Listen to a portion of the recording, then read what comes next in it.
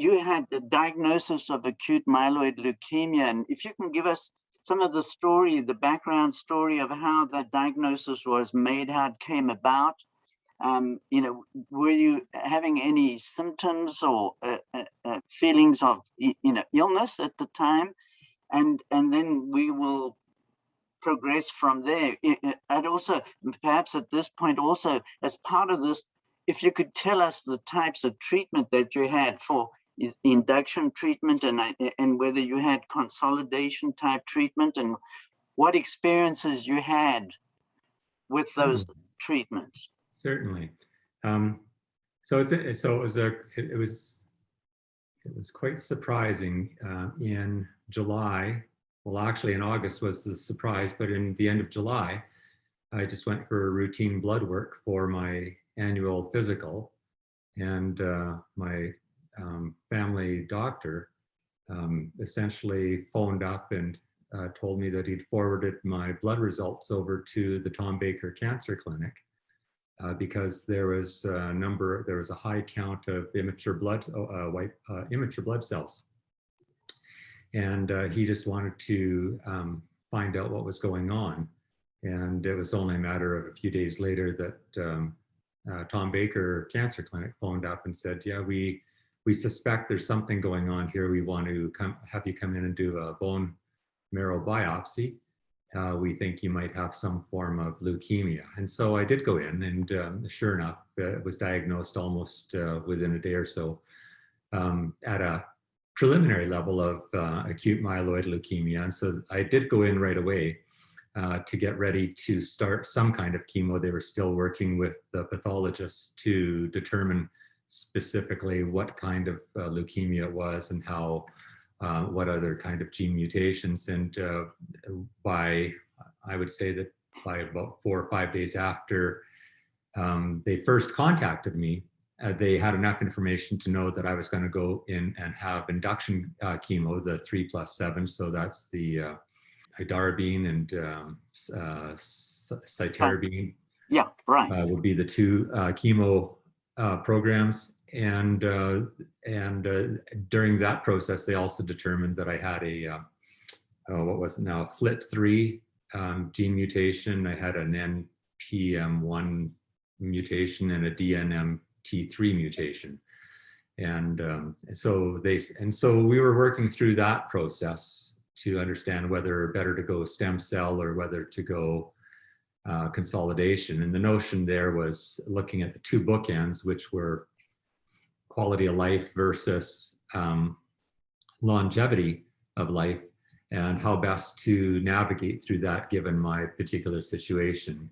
And it was determined that with a medium risk that I was classed at, my FLT3 was a very low count, and my NMP1 was a good mutation to help offset that. And then of course the DNM mutation was a bit of an unknown, but not a good prognosticator. They said medium risk, and if you're looking for quality of life, we'd suggest the 4 rounds of consolidation if you're able to do all 4 rounds. So that's what my wife and I looked at and decided to go with. And of course, during the program, what became evident by the 4th round is I was very susceptible to infection. And these would be viruses that are on my body. We were, of course, washing around, washing myself and cleaning, keeping the house clean and all those things. But they were all the kind of viruses that were part of your body. But when you've got the low neutrophil count, that's when it would occur. So I was in ICU for just after my induction chemo. I was intubated for 5 days, and one of the goals of life was having to sign off in the event that they couldn't resuscitate me, and I didn't want to be on a bed or a gurney for all my life. So resuscitate me if I can get up and walk, and I can talk, and I can hear and smell and see. And sure enough, 5 days later, I was back up and running. I did have to go to physiotherapy to learn how to walk again. It took me an extra couple of weeks to get up and going again.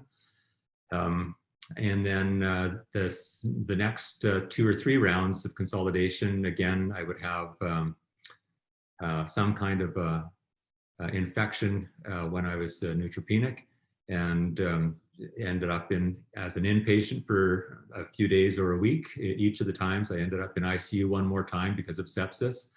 And but by the time we got to the 4th round, they said, well, let's give you a antibiotic prophylaxis that we think will probably do the trick. And so we picked one, and they picked one for me. And sure enough, I made it through the last round of consolidation without or infection free. And that was, that felt good to stay out of the hospital that time. And so that was the journey through the treatment.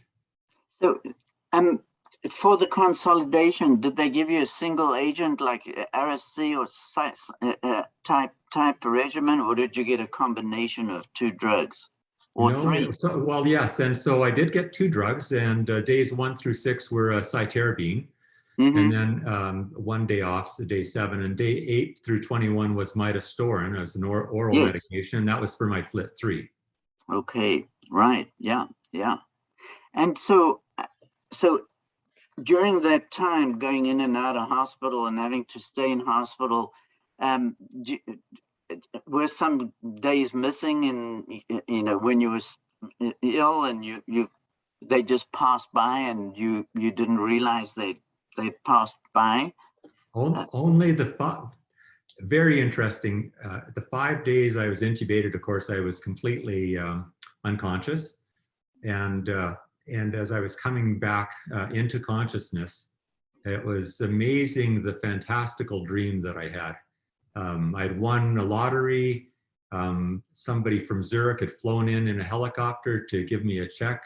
I asked my wife to check the bank account, and she said, there's no money in there. and I said to my hematologist, I said, I've never taken drugs in my life, but I can tell you from my experience being intubated, don't do drugs.